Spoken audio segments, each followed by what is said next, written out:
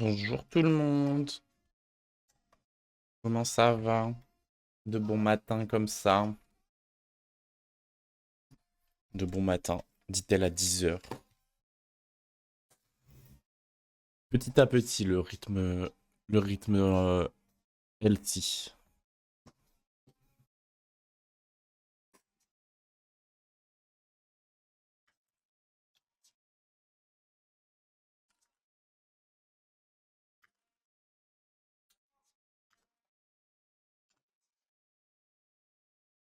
Comment ça va tout le monde? On est parti pour une matinale de fou furieux.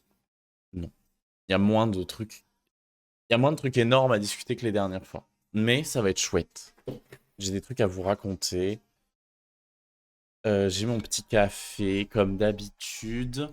Je vais baisser la musique. Je vais changer la musique. On va mettre... euh, on va mettre quoi comme musique? Est-ce qu'on se mettrait pas l'album de Sofiane Pamar? Hop. Coucou Elfiris, coucou Keyuko, coucou Jérém, coucou Moira. Comment ça va tout le monde? J'enlève mes lunettes. Il faut que je fasse ma skincare. Comme d'hab. Donc on va faire ça.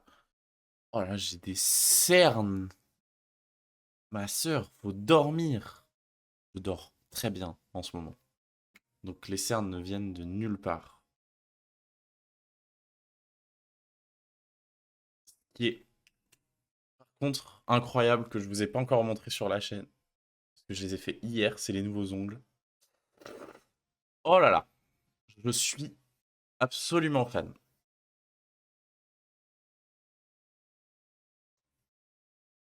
Vraiment, j'étais hier avec ma nail artiste pour refaire mes ongles. Je regardais, je savais que je voulais un truc bling bling avec des bijoux, des strass et tout. Et, euh, et je me balade dans son classeur avec tous les exemples de bijoux possibles et tout. Et je vois ces petites pierres-là. Genre, je sais pas si vous voyez bien. Ouais, ça y est, ça a fait le point. Genre, je vois ça et vraiment, j'ai l'illumination que, en termes de couleurs, c'est littéralement le festival Lyra. Genre, c'est vraiment les trois couleurs qu'il y a sur la carte du festival et tout. Genre, je sors mon tel, je lui montre la carte, je lui dis, mais regarde, c'est exactement pareil. Elle est en mode, mais non, énorme. Et du coup, on a coupé, on a coupé court aux discussions et on est parti là-dessus avec des petites fleurs roses, des petits nœuds papillons, petits cœurs Vivienne Westwood et tout, bling bling au max pour la Cano ce week-end. On va parler de la Cano juste après. La Cano fait partie du truc un peu nouvel arc que je voulais, dont je voulais vous parler. Donc ça tombe bien. Mais du coup, ouais, ce week-end il y a la Cano. Donc on discutera de la Cano juste après. Mais d'abord, il y a des trucs à discuter là. Vu qu'apparemment, les patchs, c'est toujours le mardi, et que le mardi, c'est le jour où je suis jamais là, bah on va faire, à chaque fois qu'il y a une grosse nouveauté, un live le mercredi matin pour débrief. Par exemple, la semaine prochaine, ils ont annoncé qu'il y aurait le patch de fin de cette 4, du coup. Et ben on fera un react le mercredi matin, parce que je suis pas dispo le mardi, comme d'hab. Euh, du coup, on va regarder ça, je vais vous mettre sur le côté, et on va pouvoir lire ça. Hop, il faut juste que je décale la source navigateur là-dedans. Alors, mise à jour Sortie officielle Seeds of Unity et campagne Roots of Corruption. Et ensuite, le titre est trop grand pour passer, mais du coup, je vais zoomer le plus possible ça. Alors, nous venons d'apprendre qu'un retard de production allait impacter notre capacité à livrer Seeds of Unity aux dates initialement annoncées, pour les joueurs comme pour les boutiques. Ce problème survenu auprès de notre partenaire de fabrication a depuis été corrigé. Nous sommes les premiers déçus de devoir vous faire cette annonce. Nous travaillons ensemble pour accélérer les étapes de livraison à venir et rattraper notre retard. Ce retard de production nous oblige également à repousser le lancement de la campagne Roots of Corruption. Afin de vous donner une vision claire des prochaines semaines, voici le nouveau calendrier des dates à venir. Roadmap Seeds of Unity, dernière mise à jour du 2 février 2026. Livraison boutique Europe et Amérique du Nord à partir du 23 février, anciennement 9 février. Boutique hors Europe et Amérique du Nord à partir du 9 mars. Backers, Europe et Amérique du Nord à partir du 2 mars, anciennement 16 février. Et backer hors Europe et Amérique du Nord à partir du 16 mars. Date de sortie officielle 27 février au lieu du 13. Du coup, avant-première à partir du 27. Et disponibilité sur BGA 27. Mise à disposition des decks de démo sur BGA, par contre, ça sera le 12. Donc on pourra jouer avec les decks de démo pour tester un petit peu les cartes et tout. Mais du coup, par contre, le tournoi officiel des démo decks est déplacé. Il était supposé être ce dimanche. Ce sera le 22 février.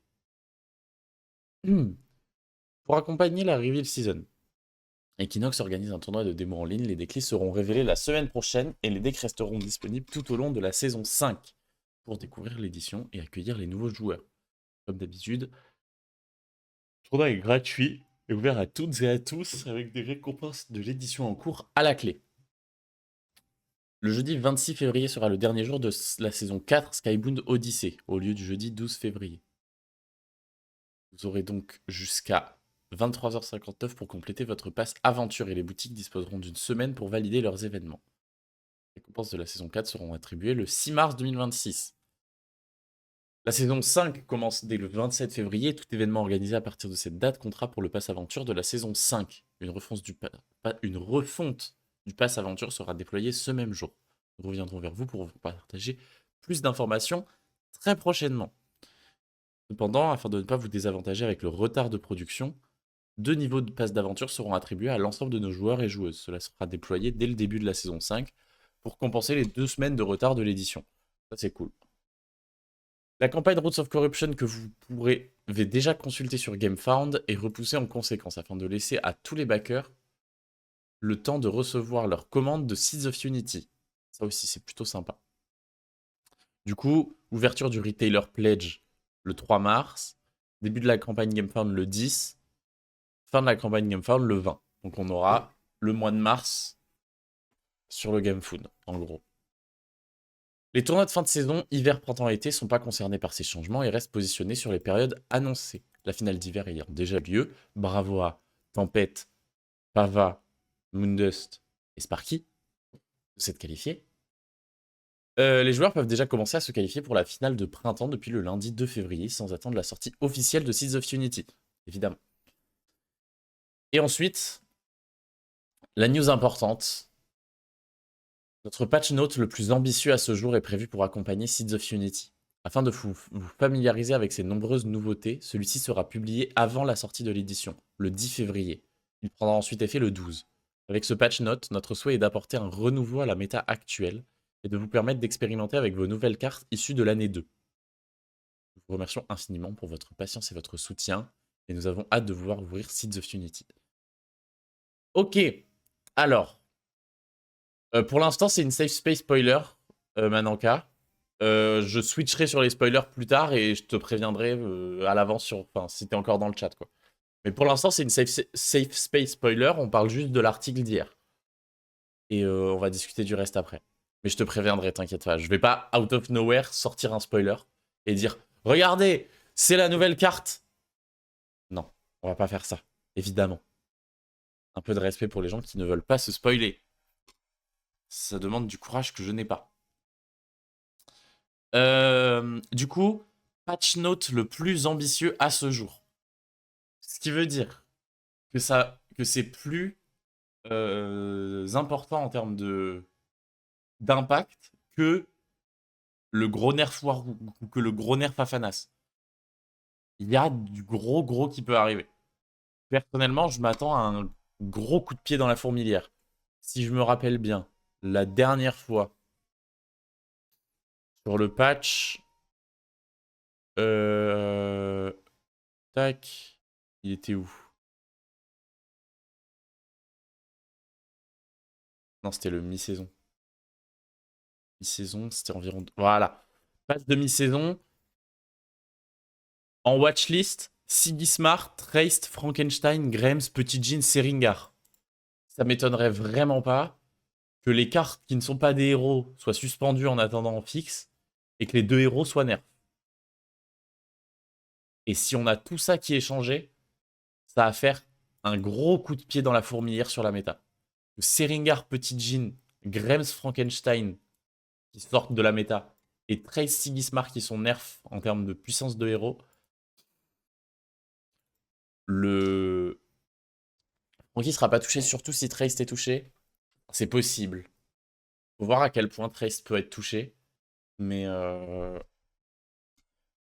je suis d'accord que Franky, c'est celui qui est le moins susceptible d'être touché. Je pense. Surtout parce que ça ferait mal aux autres héros Axiom. Ça ferait vraiment mal à Soubash et tout.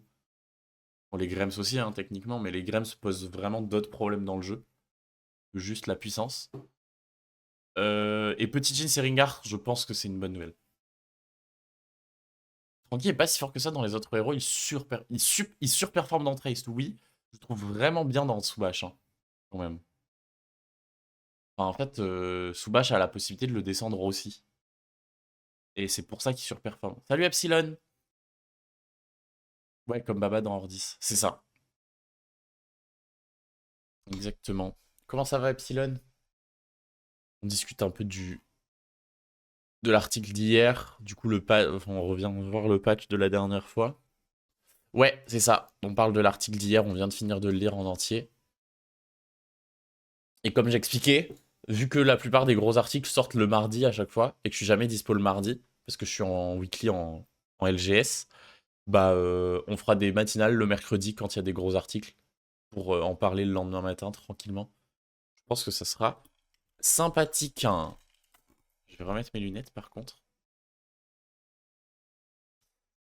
Et voilà. Et du coup... euh,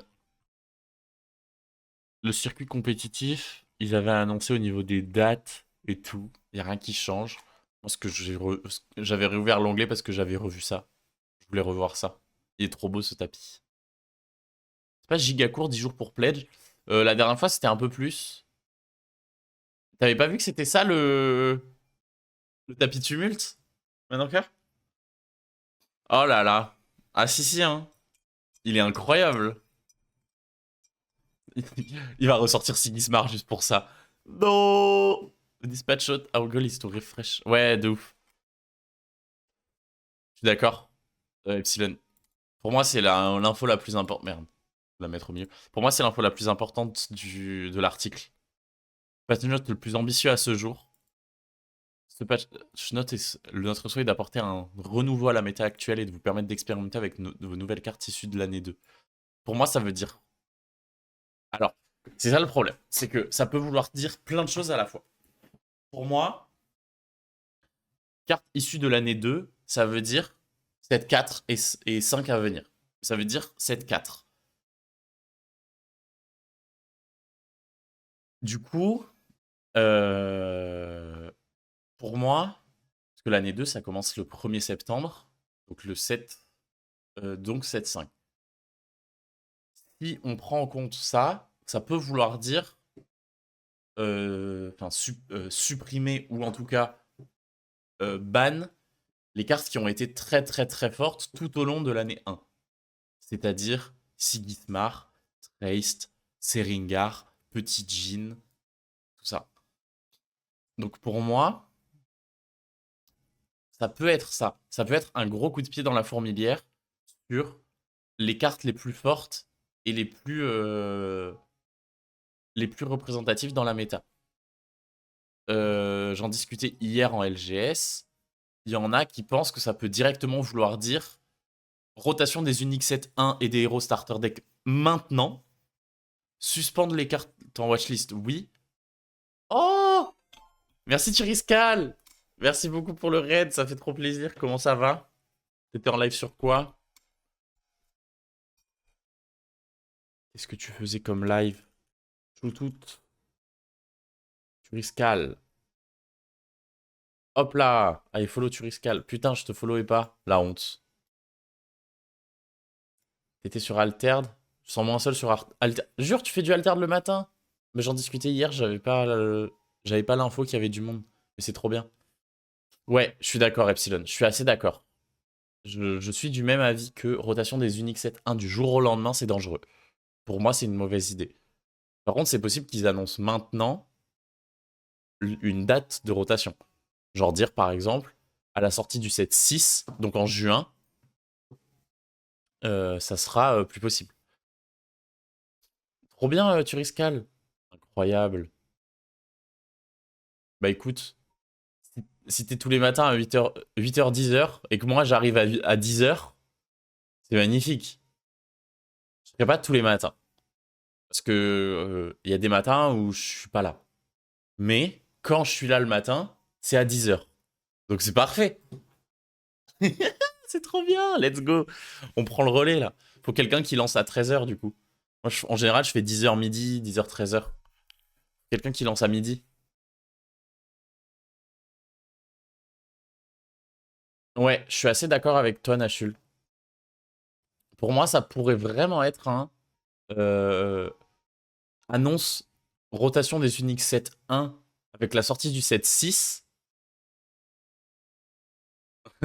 Ouais, faudrait voir Turiscal. Mais moi, il y a d'autres timings. Je vais pas faire que le matin. Il y a des fois où je vais stream l'après-midi, le soir et tout. Mais, euh, mais les matinales, j'aime bien le format. C'est calme, c'est posé. Enfin, du coup, tu sais aussi quoi. Quoi qu'il en soit, il faut forcément faire une annonce. Je suis d'accord. Pour moi, il faut que la semaine prochaine, il y ait énormément de nouveautés. Et enfin, énormément de nouveautés, énormément de changements. C'est-à-dire qu'ils peuvent pas dire patch note le plus ambitieux et dire uniquement bon, bah, on nerf Sigismar, euh, mais les autres cartes, on les touche pas. Non. Là, il faut qu'il y ait énormément de changements. Pour moi, il faut qu'il y ait au minimum 4 cartes qui sont suspendues, qui dégagent, des nerfs, des trucs. Je m'en fous quoi, qui, quand, quel nerf, cartes qui reviennent pas, tout ça. Mais il faut des trucs.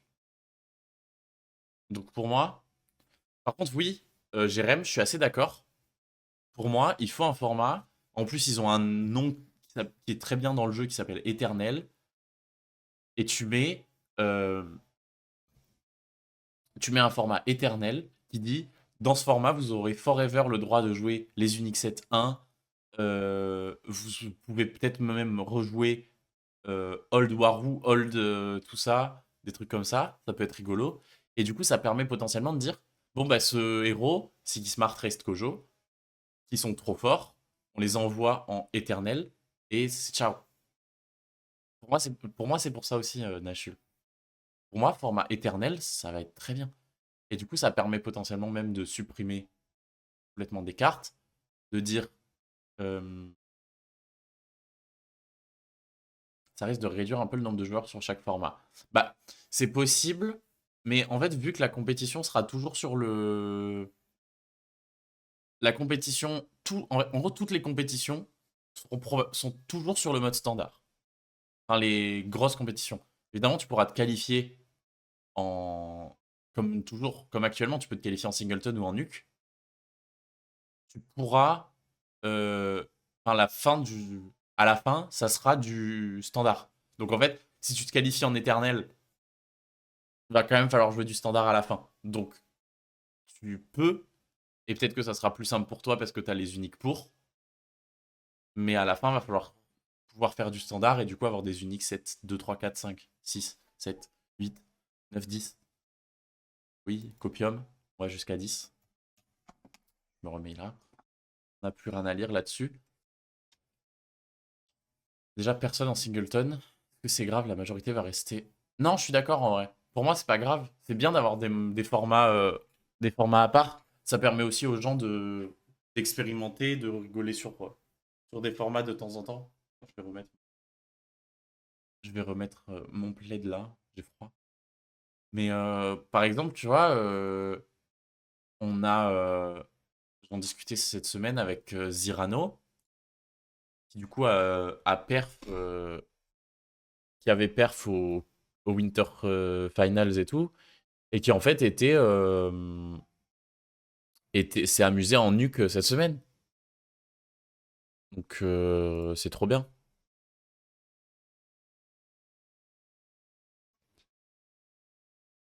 Et du coup, ouais, je suis d'accord, nuque c'est un bon format pour le deck build. Euh, En fait, pour moi, ouais, c'est ça. Pour moi, c'est pas grave que ça dilue un peu, parce qu'il y a personne qui va abandonner le standard pour un autre format. Limite, ça va juste faire qu'il y a quelques moments où les gens vont jouer un peu plus un autre format, mais personne va abandonner le standard pour ça, c'est très improbable.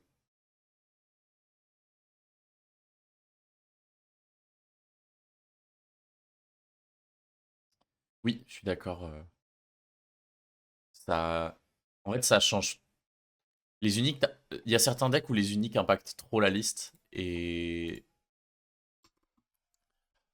c'est cool. Je parle comme un pro alors que je reviens juste dans le jeu. Mais c'est normal. T'es pote avec la pro du jeu, donc moi. Les uniques 4 et 5, moi, on dirait. Bah, c'est ça qui est bien. Je suis assez d'accord. Les uniques 4 et 5, elles sont pas trop fortes. Genre, elles sont moins fortes que les uniques 7-1. Donc, euh, moins impactantes dans les listes et tout. Mais suffisamment fortes pour être intéressantes et vraiment apporter ce qu'une unique devrait apporter.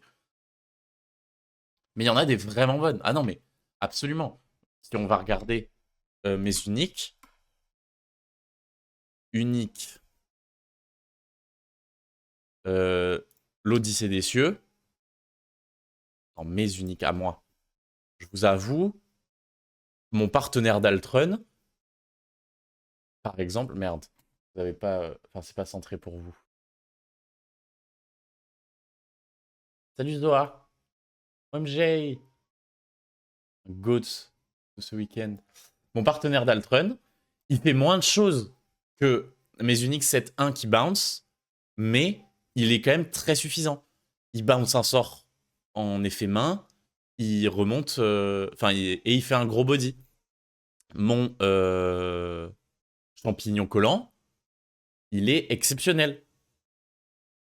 Si vous avez au moins 2 cartes en réserve, vous pouvez renvoyer une carte de votre réserve dans votre main.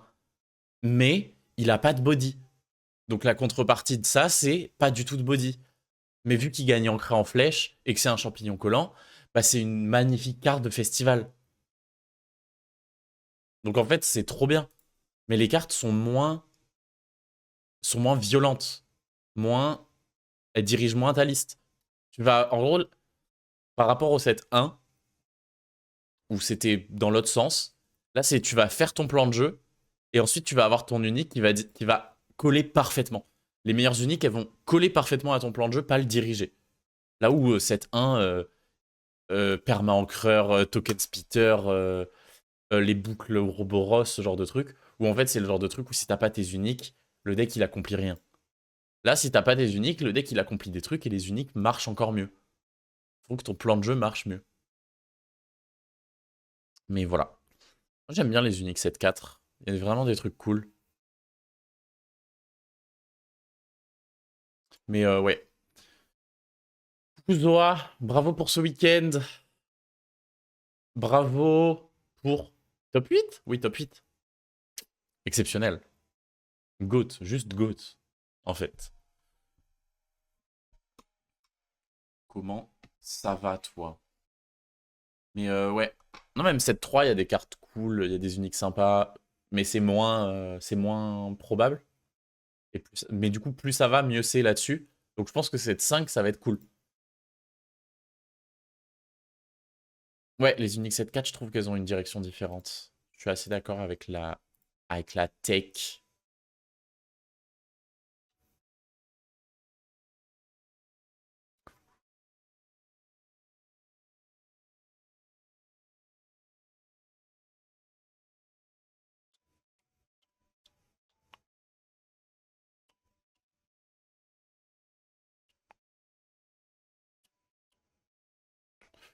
Je vais check un truc et je vais essayer de récupérer les...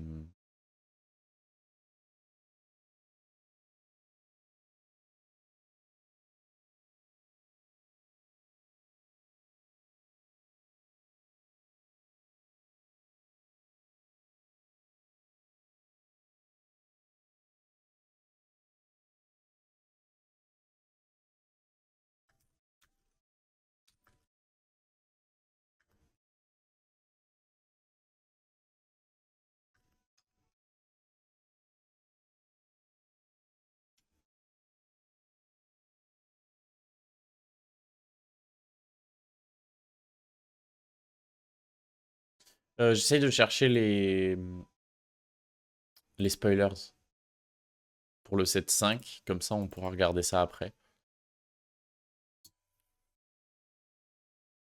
Hop.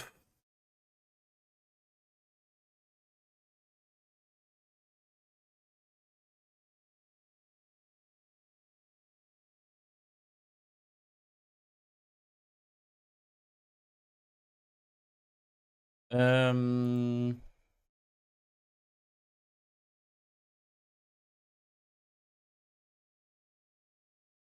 J'essaie de trouver où est-ce qu'on s'était arrêté. Mais ouais, j'ai hâte de voir un petit peu l'avenir. La semaine prochaine, on aura vraiment beaucoup d'infos, je pense.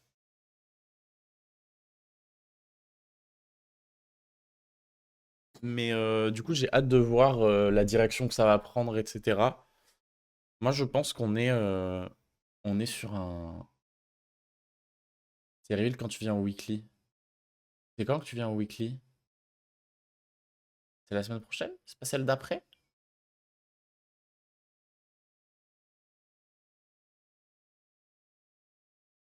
Ah, je croyais que c'était le 17. Quoi qu'il se passe, ça va parler. Ouais, c'est ça. Non, peut-être, c'est moi qui dois mal me souvenir, Gérald. Quoi qu'il se passe, ça va parler. Quoi qu'il se passe, je serai en live mercredi prochain pour en parler. Quoi qu'il se passe, euh, en fait, ça a intérêt d'impacter la méta et le jeu. Parce que si c'est pas le cas, il y a beaucoup de gens que ça va décourager du jeu. Encore plus qu'actuellement. Genre là, c'est un peu... Il y a un peu un parfum de dernière chance sur ce patch. J'ai l'impression que, en fait, il faut...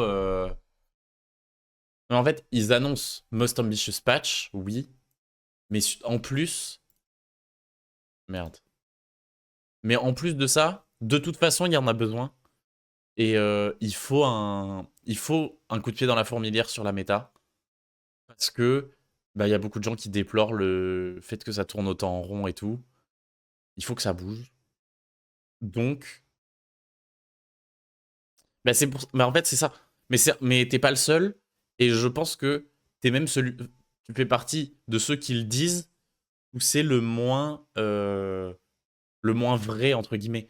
Parce que tu seras toujours avec nous, etc. Donc en fait, si le 7.5 a une saveur de 7.2, tu vas pas y aller. Mais en fait, si le 7.6 est trop bien, il y a un monde où tu reviens. Il y a des gens qui sont déjà en train de lâcher le jeu doucement, qui vont pas revenir si là, le patch n'est pas suffisant. Genre, il y a beaucoup de gens qui vont juste lâcher le jeu si en fait, le patch n'est pas suffisant pour dire bon, bah en fait, euh, la méta, ça sera toujours Sigismar Kojo Traced. Le reste, vous pourrez faire des trucs marrants de temps en temps, mais vous pourrez jamais gagner sérieusement. Tout ça. Donc en fait, il faut turn up un peu la méta. Tu viendras jouer, mais en forfait les weekly, je refuse de tryhard un jeu mort compétitivement. Ouais, en fait, c'est ça. Et du coup, pour moi, si le jeu meurt compétitivement, bah. Je vois pas comment. Je vois pas comment on s'en relève, parce qu'il y a beaucoup de gens qui vivent par la compétition sur les jeux au global. En fait, s'il n'y a pas de compétition à suivre ni à participer, les gens vont pas continuer. Et petit à petit, le jeu va mourir. Parce que tu vois, si tu refuses de tryhard un jeu mort compétitivement, mais que tu viens jouer en for fun sur les weekly, ok. Mais du coup, si tu veux jouer compétitivement, tu vas aller jouer ailleurs. Tu vas aller jouer à Riftbound, tu vas aller jouer à Magic, je n'en sais rien. Et du coup, bah, tu vas plus focus ces jeux-là et petit à petit, Altered va être délaissé. Et ce serait logique. Triste, mais logique. Du coup, pour moi, il y a un peu un parfum de dernière chance sur ce patch. Où, en fait, le patch plus le 7.5 doivent définir est-ce que le jeu va se relever, va tenir debout. Oui ou à aucun TCG. Mais du coup, mais c'est ça le truc, c'est que tu vois, si toi c'est aucun TCG, il y a encore une chance de te rattraper. En tendance, les compètes online n'ont jamais été autant fréquentées. Alors, oui, est-ce que c'est lié à la présence, enfin avec les qualifs et tout parce que vu qu'il y a les qualifs, etc., peut-être que ça joue sur l'envie de compète online. Mais c'est cool, hein. Mais est-ce que la proximité avec les season finals joue? En gros, j'attends de voir la prochaine semaine, là. Est-ce que les compètes online sont toujours autant fréquentées cette semaine après le Winter Finals? Et la semaine d'après, et la semaine d'après. Genre, est-ce que on va... Est-ce que on a monté grâce au Season Finals et on va y rester? Ou est-ce que c'est monté grâce à ça et ça va redescendre assez vite? Les deux cas sont possibles, les deux cas sont probables. S'il y en a un des deux qui est vrai, j'aimerais bien que ça soit celui où ça continue à monter et ça stagne. Enfin, au moins ça stagne et au mieux ça monte. Parce que ça serait cool et qu'on en a besoin et que franchement, le jeu en vaut la peine. C'est un jeu de fou et il y a vraiment trop de trucs bien. Cette commu est trop cool, le jeu est cool, les cartes sont cool. Il y a juste quelques trucs à régler et c'est normal. Le jeu est récent et tout, mais plus ça va, plus ça devient long à régler les problèmes. C'est ça qu'il n'y a pas le droit de flop, surtout online, pour Equinox. Ouais, je suis d'accord. Avec un pote, on se disait que up Orac, Soubash et Arjun était simple et que ça pourrait être intéressant. Orac plus Soubash, le fait de pouvoir faire l'effet quand on veut durant l'après-midi, et Arjun de pouvoir cibler un perso en jeu avec son effet et pas forcément le prochain qu'on joue. D'accord, Lynx, je pense qu'ils feront jamais ça. Parce que pour moi, tu peux pas up une carte. Tu peux pas avoir une jurisprudence up une carte si elle est nulle. Parce que pour moi, un up d'une carte sur un TCG, c'est un set qui ajoute des nouvelles cartes. Du support pour ce héros. Tu vois, pour Orac, tu rajoutes des bonnes cartes avec des stats à 0 qui font des trucs, etc. Parce que le pouvoir d'Orac est déjà bien, techniquement. Mais juste, les stats à 0, c'est un downside qui coûte trop cher en termes de body. Et il n'y a pas assez de cartes qui valent la peine. Du coup, c'est dur. Soubash, c'est un héros qui commence à voir du jeu en ce moment, avec les cartes du set 5, enfin du set 4, entre l'opéra et tout. Le héros commence à voir du jeu et à être représenté parmi les héros Axiom. C'est probablement d'ailleurs le héros Axiom qui perf le mieux derrière Traced. Donc pour moi, c'est pas un perso difficile. Enfin, c'est pas un perso nul qui a besoin d'un up. Et pour moi, si tu mets une jurisprudence de up une carte, ça va être trop dur de. Ben, je sais pas si Izare perf mieux que Soubash récemment. Je pense que c'est pas le cas, mais il faudrait voir. Mais du coup, pour moi, tu peux pas up un perso ou une carte parce que ça veut dire dès qu'un truc est moins fort, on peut le up.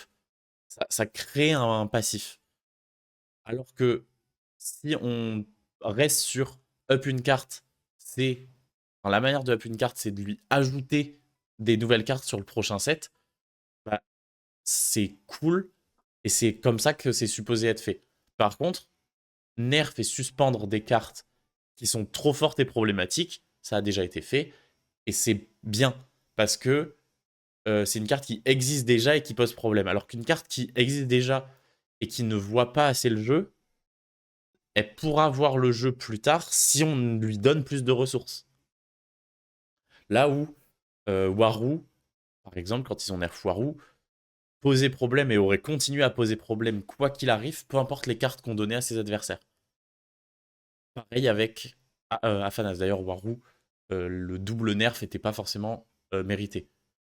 Pour moi, il y a un des deux effets qui... Enfin, pour moi, le fait de choisir si t'endormais aurait pu rester.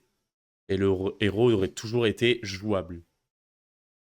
Peut-être fort, peut-être trop, mais jouable. Et du coup, il y aurait eu des manières de contrer. Là où actuellement, c'est un peu difficile et le héros a pas trop de jouabilité à cause de son pouvoir. Ce qui est aussi le cas de Aurak en ce moment. Le fait, enfin, ce qui est aussi le cas de. Mais en fait, non, Aurak et Arjun, leur pouvoir est, leur pouvoir est pas un nerf, c'est pas assez puissant. Waru, c'est littéralement un nerf, son pouvoir. Donc, bon,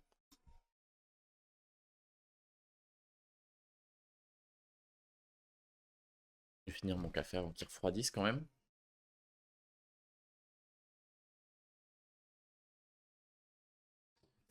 Bon, Oro a été victime d'un assassinat, je pardonnerai pas Equinox. Ben, en fait, oui, mais vu la gueule que prenait la méta, je suis contente qu'ils aient réagi. Le problème, c'est que derrière, ils n'ont pas autant réagi sur d'autres points et d'autres assassinats.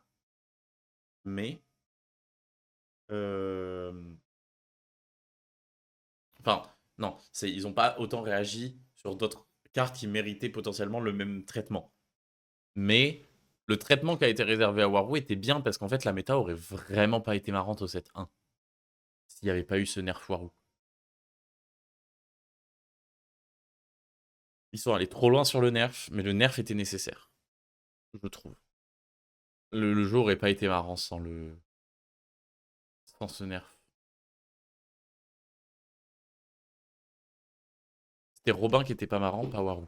Bah, Robin était problématique, Waru était chiant. En fait, pour moi, le fait que Waru. Pour moi, Waru avait deux lignes. Il y en a une qui était too much. La ligne, vous pouvez endormir quand vous jouez un bureaucrate, était ok. Et pour moi, ne méritait pas d'être changé à quand vous jouez un bureaucrate, il s'endort. Par contre, la ligne, si vous contrôlez un bureaucrate à midi, créez un jeton. Vu que tu joues des bureaucrates à tous les tours et que tu as toujours un bureaucrate endormi, c'était Sigismar, en fait. Du coup, pour moi, c'est normal d'avoir enlevé cette ligne-là. Parce qu'on rappelle, Waru, à la base, il avait un jeton supplémentaire tous les tours, comme Sigismar, à partir du T2. Et c'était broken. Et en plus, il gardait ces trucs qu'il endormait à tous les tours. Parce que bah, il endormait sa procu un tour, du coup à piocher, au tour d'après, il avait une 2-2-2. Plus le token. Donc il avait. En fait, il avait 3-3-3 pour 2, mais au tour d'après. Et une pioche. Perso, je trouve ça un peu fort. Mais. Je suis d'accord par contre que la versatilité du pouvoir, de pouvoir choisir si t'endors ou pas, aurait pu rester, pourrait revenir. Parce que c'est pas. Je pense que ça serait pas trop problématique. Ça serait fort. Hein. Ça serait très très fort. Ça veut dire que tu peux faire des power turns et tout bien violents à base de. En fait, ce bureau. Pendant ce tour-là, sur la fin de la partie, j'endors aucun bureaucrate et je te push la gueule. Mais je trouve ça cool comme dualité. Mais oui. Bon, est-ce qu'il serait pas temps de discuter du 7-5? Coucou Caleb, comment vas-tu hein? Comment vas-tu? Comment vas-tu? Ton avis, ton prono sur le patch de la semaine prochaine, on fait qu'en discuter depuis tout à l'heure. C'est quoi C'est quoi l'avis sur ce qui va se passer?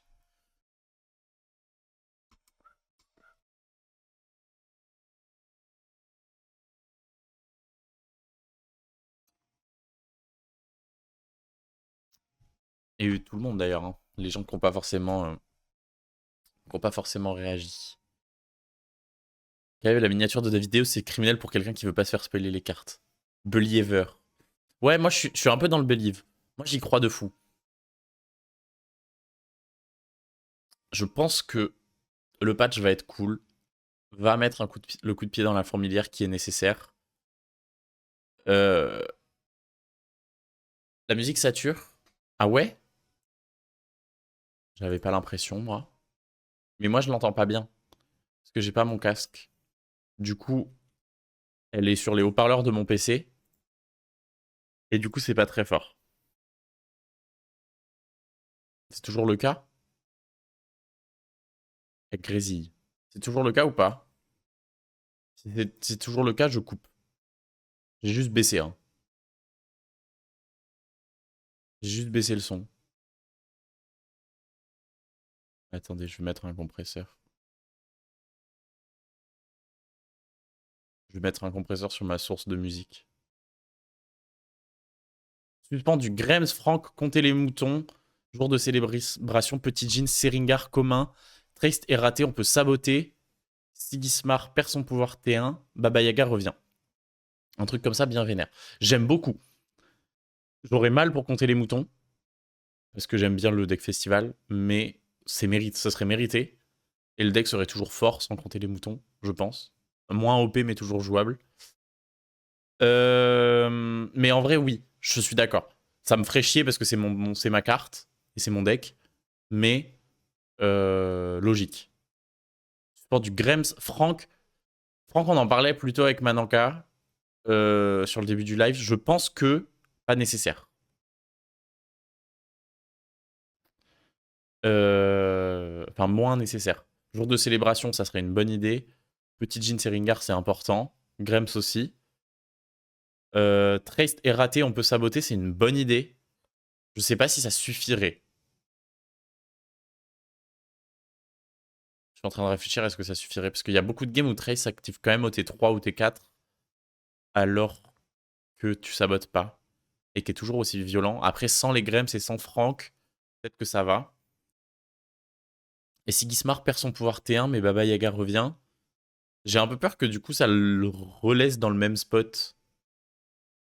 Et, et perdre le pouvoir T1, c'est fort, et c'est un... Genre ça serait un gros nerf. Je sais pas si c'est beaucoup. Et du coup, je suis un peu en... Ouais, il y avait un truc que j'aimais bien, mais du coup, ça serait un peu mettre Sigismar dans la même case que Teja en termes de pouvoir. C'est-à-dire, le premier personnage que vous jouez chaque tour fait spawn un token avec lui. Du coup, tu, tu spammes qu'une seule expédition, mais en deux bodies, alors que Teja, c'est un boost. Moi, j'aimais bien ça, cette idée qu'on... J'en discutais, je crois que c'était au 7-2 avec des gens. Enfin, je trouve ça ok. Si Gizmar sort le token T1, ça va juste le rendre normal et plus OP. Ok, je me rends pas compte à quel point. Faudrait qu'on fasse des tests de Mananka, genre en physique, la prochaine fois qu'on se voit ou quoi. Si t'as un deck Sigismar dans le coin, on teste et on... Bon après, la prochaine fois qu'on se voit, il y aura déjà eu le patch. Donc on pourra voir, quoi qu'il arrive. Mais faudrait faire des tests maintenant. Genre vérifier. Genre on lance une game de Sigismar et au T1, t'as pas ton token.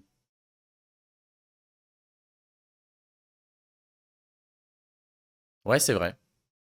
Bah, tu slams un 3 cos de l'autre côté, tu vas faire un quand même.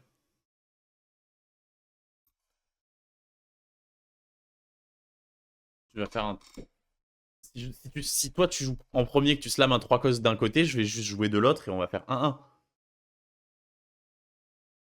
Oui, c'est vrai. C'est vrai qu'un 3 cost, c'est vrai que tu peux prendre 2-1. Ouais, non, c'est vrai, c'est vrai. Et puis comme l'a très bien dit Marco d'ailleurs, si tu joues,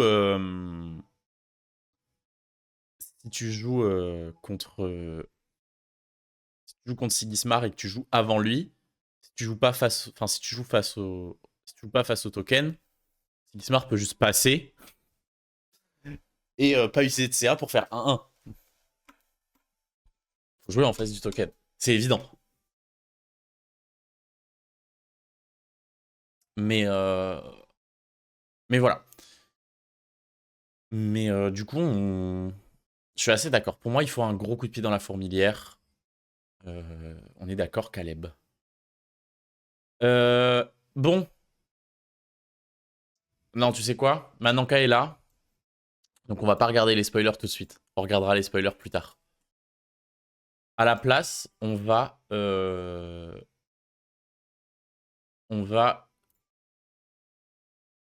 discuter nouvel arc. Alors, qu'est-ce que j'entends par nouvel arc?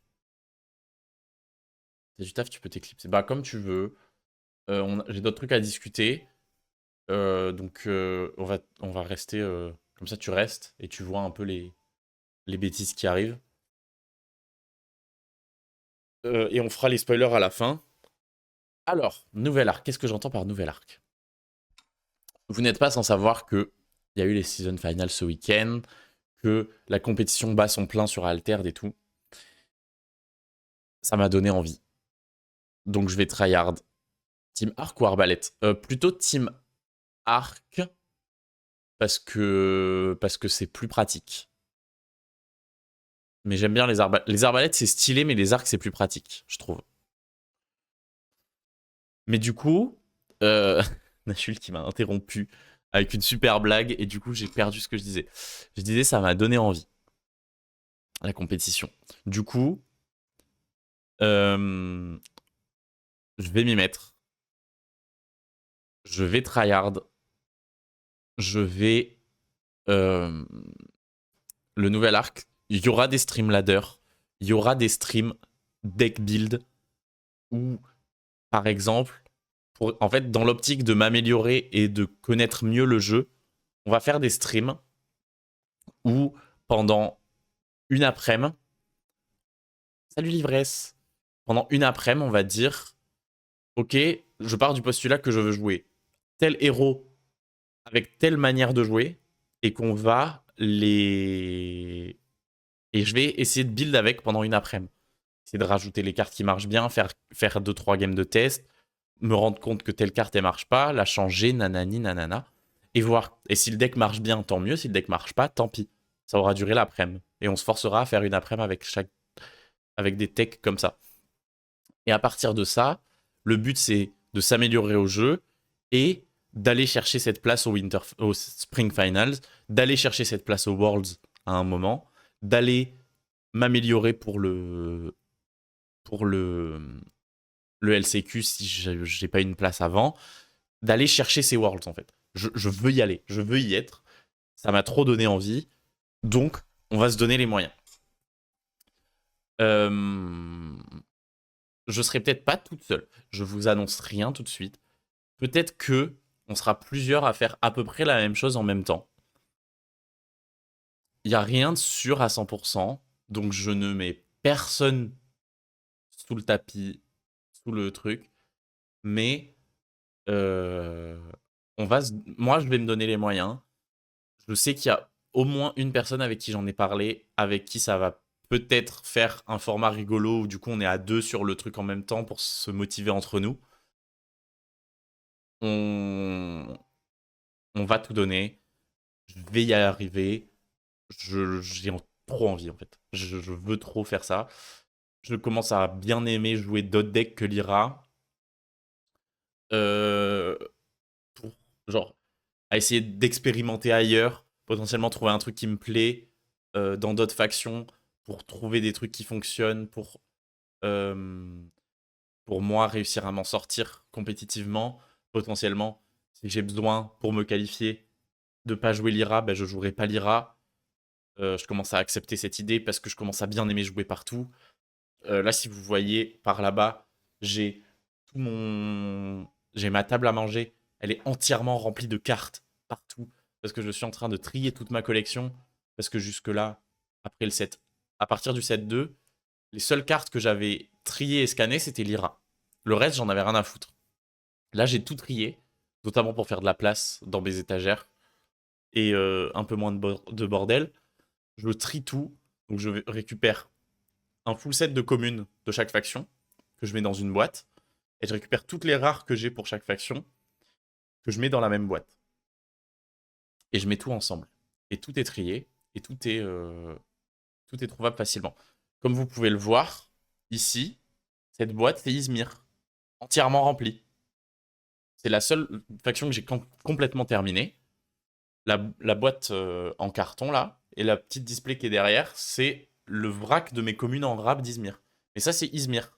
Là-dedans, il y a le full set Izmir et toutes les communes, enfin toutes les rares que j'ai. Sachant qu'Izmir, c'est une des factions avec l'IRA où j'ai le plus de rares, parce que j'ai le full set du set 1 en rare et une grosse partie du set 2. Set 3 et 4, j'en ai beaucoup moins.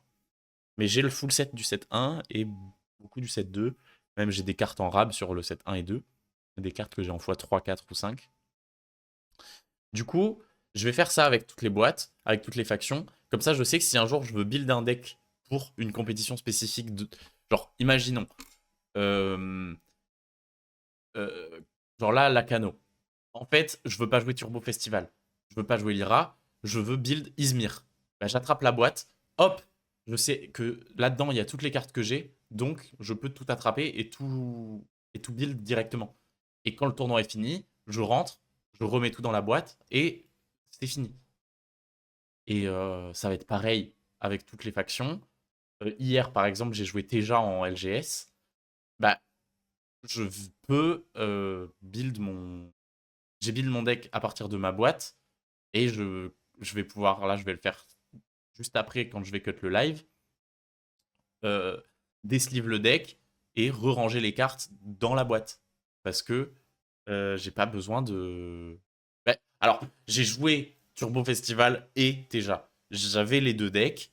J'avais envie de train Turbo Festival et de jouer Teja aussi parce que le deck me fait kiffer en ce moment. Et du coup, ce que je disais, la raison pour laquelle je suis venu à tout ça, c'est que trier toutes mes rares par faction. En gros, j'ai pris tous les paquets où j'avais, enfin toutes les boîtes où j'avais genre des rares en vrac un petit peu partout, nanani nanana, et j'ai tout posé, euh, tout trié par faction. Tac tac tac tac tac tac tac. J'ai des gros paquets comme ça de toutes les rares de chaque faction. Et en fait, en les triant comme ça, je me suis, j'ai vu des cartes dont j'avais oublié l'existence sur les autres factions que l'IRA. Et je me suis dit, attends, mais genre, par exemple, l'exemple que je donnais à nos colis hier, c'est genre, je vois passer, je commence à trier des cartes Muna, je vois passer nourrissement rare, canalisation de mana, Hydra Kaena, et je fais, mais en fait, je veux juste jouer Muna Ramp. Laissez-moi jouer Muna Ramp. Euh, et, euh, et du coup, bah, du coup, hier, j'ai joué déjà Ramp. Et c'était trop bien. Et pareil, j'ai sorti les cartes hors 10, je vois passer des trucs, je suis en mode, mais en fait, Gulrang, c'est trop bien. Je vois passer Bravos, je suis en mode, mais attends, mais j'ai envie de jouer à Tsadi. Tu vois, je vois que des trucs comme ça, et je suis en mode, mais non, mais c'est trop bien, laissez-moi jouer tout ça. Donc voilà. Salut Oren, salut Sigis, salut Hall, c'est quoi les prochains gros tournois en France ou dans le sud-ouest? Exactement, merci Nocoli. Ce week-end, il y a un 128 joueurs sur la Cano, on sera pas du tout 128, mais ce week-end, il y a un gros tournoi à la Cano. Inscrivez-vous, venez même en dernière minute, ça va être cool. Moi, je serai là. Pour l'instant, on n'est pas beaucoup. Ce serait bien pour les orgas, pour motiver les orgas à en refaire, qu'on arrive à être un certain nombre quand même. Ils ont prévu jusqu'à 128. Pour l'instant, je suis même pas sûr qu'on soit 32. Ce serait bien qu'on arrive au moins à 32. Sachant que c'est un tournoi où les prizes, c'est du 7-5. Les top faction gagne un booster collector et le top du tournoi gagne une qualification pour les Spring Finals. Donc, c'est huge comme tournoi. C'est pas normal qu'il y ait si peu de monde. Donc, oui, c'est la Cano. Oui, c'est pas forcément le plus simple en termes d'accès, de setup pour s'y rendre. Mais c'est huge comme tournoi. Donc, venez à la Cano si vous savez pas quoi faire ce week-end. Manque de pub, bah ouais, j'aurais pu essayer d'en parler un peu plus. Mais j'en discuterai avec les orgas pour essayer de mettre plus facilement en avant les trucs, les tournois de ce genre-là. Essayer de voir où et comment mettre en avance tout ça. Et peut-être que la prochaine fois, je streamerai, je casterai le tournoi d'ailleurs. Jusque-là, c'était un petit peu trop compliqué à mettre en place. Et on s'y est pris un petit peu. En gros, on s'y est pris trop tard avec l'orga pour essayer de mettre en place un stream. Et du coup, c'était trop tard pour potentiellement lui budgéter en fonction de ça avec l'allocation de matériel et tout parce que j'ai pas de matos pour faire du tournoi en physique. Enfin, pas assez quoi. Genre, c'est pas assez de bonne qualité si je le fais. Et si je veux que ça soit de bonne qualité, il me faut plus de matos. Donc, il faut que je loue du matos, il faut que j'achète du matos et j'ai pas le budget pour ça. Donc, il faut que ça soit pris en charge par euh, l'orga du tournoi. Ce qui est logique. Mais du coup, il faut que ça soit pris en compte dans leur budget à eux. Donc, bah, il faut que je, il faut qu'il soit, faut que ça soit prévu à l'avance. Et là, c'était pas le cas. Donc, on n'a pas pu le faire. Mais on s'est dit que la prochaine fois, ça pourrait peut-être être cool. Mais et sinon, après les prochains gros tournois, faut que je retrouve les news exactes. Si je dis pas de bêtises, il y a un tournoi à Paris courant mars et il y a un tournoi à Montpellier en avril. Le tournoi à Montpellier en avril, il faut que je retrouve la date exacte. Euh, Si je dis pas de bêtises, c'est au Royaume du TCG. C'est pas Royaume du TCG? Le tournoi, enfin le truc qui est à Montpellier? Est-ce que c'est pas Royaume du TCG? Mais c'est un truc comme ça. Genre, il y a un gros event à Montpellier, courant, courant avril, auquel moi j'essaierai d'aller et de motiver le plus de Bordelais possible pour se déplacer. Mais bon, j'ai l'avantage que j'ai du temps et tout, donc c'est plus simple. Mais, euh, mais voilà. Genre de trucs que je vais essayer de mettre en place et de préparer. Euh, Bientôt les AP en boutique, oui. Malheureusement, elles sont décalées. On en a parlé tout à l'heure, mais ça arrive quand même fin février, donc ça va être chouette. Et sinon, après, dans les tournois, bah, c'est du online pour les qualifs. Euh, Il y aura les qualifs physiques cet été. Je sais pas quelle date, ça n'a pas encore été annoncé, les dates précises pour tous les qualifiers. Mais il y aura les qualifiers cet été, si je dis pas de bêtises, donc probablement sur le 7-6, sur Roots of Corruption, du coup. Donc on va pouvoir tester des trucs et tout, ça va être rigolo. Mais ouais, il y a des gros tournois qui arrivent, il y a pas mal d'échéances sympas, c'est pour ça qu'on va train et qu'on va faire des bêtises avec nos decks. Des gens qui sont pas encore qualifiés, OMG le GOAT! Ben oui, Moondust, malheureusement, il y a des gens qui sont pas encore qualifiés, je crois même que c'est la majorité, hein. Il y a que toi, hein. C'est vraiment que vous, là. Vous êtes que 5. Sur le 5, j'ai hâte de tester ce que le jeu me montre. Ouais, je suis d'accord, l'ivresse, j'ai hâte de voir. Comment ça va, Moondust? Bravo pour ce week-end. Bravo, bravo. C'était une sacrée perf. C'était cool à suivre. Je te jure, le message est incroyable. Donc, merci de venir discuter avec la plèbe. Je te jure. C'est fou de faire ça, hein. C'est trop bien. C'est une boutade pour faire du react. Mais justement, non, non, mais alors justement, c'était en positif. C'est trop bien comme message. C'est le flex ultime. C'est trop fort. Euh, Mais l'ivresse, en vrai, il faut quand même essayer. Euh, En fait, vu que tu peux te qualifier sur les tournois type weekly et tout, mais en fait, tu peux tenter ta chance et essayer de placer un. Enfin, de. Si t'arrives à faire une perf un jour, bah en fait, tu grattes une place pour les season finals. Je te compte pas les gifs qu'on a fait avec le logo Fugue qui écrase tous les autres. Oh, le flex! Bon, en même temps, vous êtes grotesque. Rien que vous vous qualifiez partout, tout le temps, c'est bon. Lâchez, laissez du buzz aux autres. Lâchez jamais ça. C'est trop bien. Bravo. Bravo à vous, bravo à ce que vous faites sur le compétitif. Vous faites vivre le jeu en vrai. Enfin, vous faites partie des gens qui font vivre le jeu. G2, il y a qu'un fugue qui a pris une game à un fugue. Waouh! Attends, t'as full de. Vous avez tous les deux full 2-0 sur le jour 2. What the fuck? Ça, c'est un flex, hein. Waouh!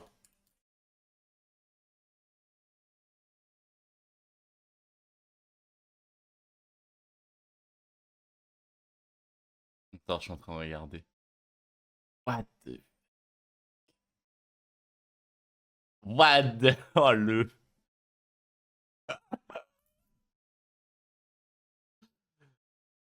Waouh! Bah oui, t'as bien raison, Moondest. Ouais, le flex de fou. Jour 2, il y a qu'un fugue qui a pris une game à un fugue. La... C'est fou. Mais c'est vrai que c'est dommage. C'est dommage la livre.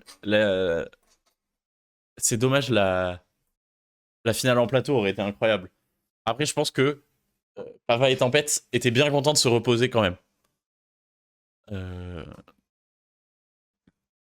Vous êtes déter. Fugue, c'est une région. Fugue, c'est les joueurs de Lyon. C'est la team Fugace. Et c'est les joueurs de Lyon.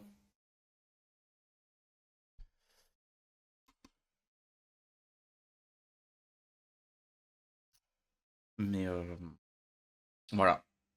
Et du coup, c'est les GOAT. Vous étiez combien qualifiés au dernier Worlds? C'était 4 ou 5, si je dis pas de bêtises, dans le top 32. Ouais, c'est ça. Il y avait toi, Pompot, Sparky et Tigma. C'est ça. Merci.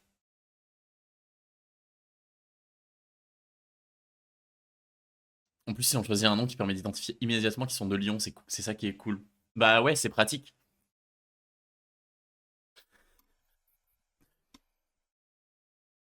Mais après, ça aurait pu juste être une team sans région particulière comme les AA.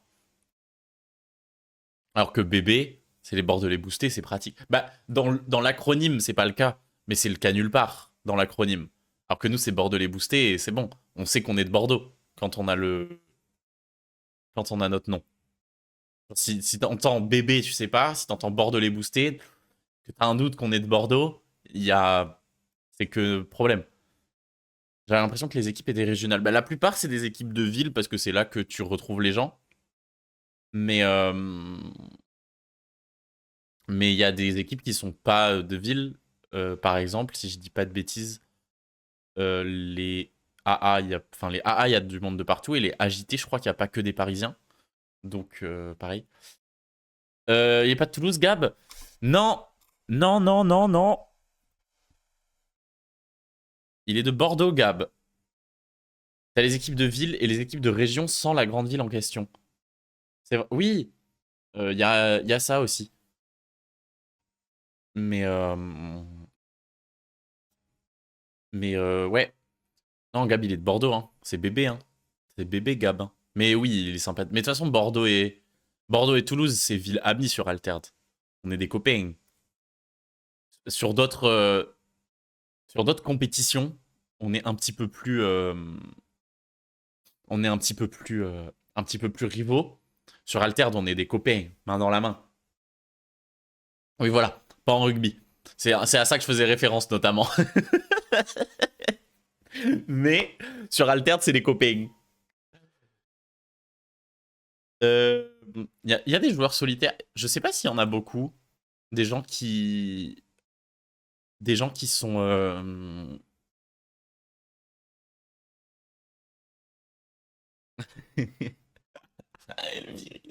Ça, c'est très marrant, ça. Mais, mais du coup, je sais pas s'il y a beaucoup de joueurs qui ont pas de team dans les tops. En tout cas, en France, Manonka, son équipe le déteste. Non, c'est pas vrai. Ton équipe t'adore. Moi, je t'adore, donc ton équipe t'adore. Il a- Putain. Non, on déteste pas Mananka. Tout le monde adore Mananka. Non, mais oui, Nashul. Bah, alors, tu fais partie des joueurs qui sont reconnus pour leur perf quand même, je pense. Enfin, pour leur perf. Ils sont reconnus dans la commu. Comment ça, ce que JRG t'a dit? Attends, JRG t'a dit que l'équipe te détestait ou que lui te détestait? C'est différent. Parce que du coup, il est pas de l'équipe. Il veut pas.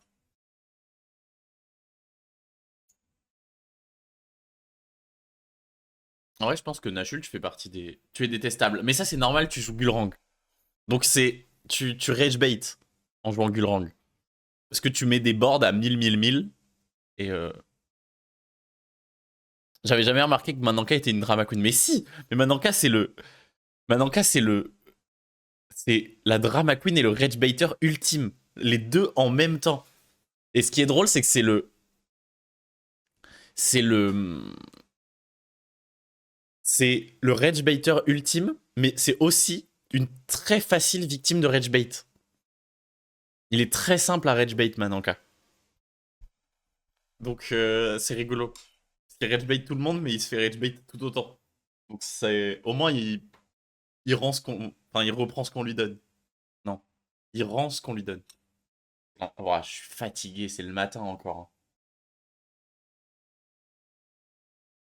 Mais voilà. Bon, il serait peut-être temps de discuter des reveals, non? Il y a quand même des trucs qu'on n'a pas vus depuis dimanche. Il s'est passé des trucs. Il y a eu tout le deuxième, toute la deuxième vague de reveal. Au jeu du rage bait hyper facilement. Pas grand monde qui bat Mananka, hein, quand même. Il est fort, hein. Yuko m'adore que pour ça. Ouais, Don Juan, Don Juan. Vaut mieux pas que je parle de Don Juan. Kiyuko te bat au jeu du rage bait. Ah ça oui, hein. Mais Kiyuko est trop forte au jeu du rage bait. C'est... Elle est trop forte. Elle est imbattable.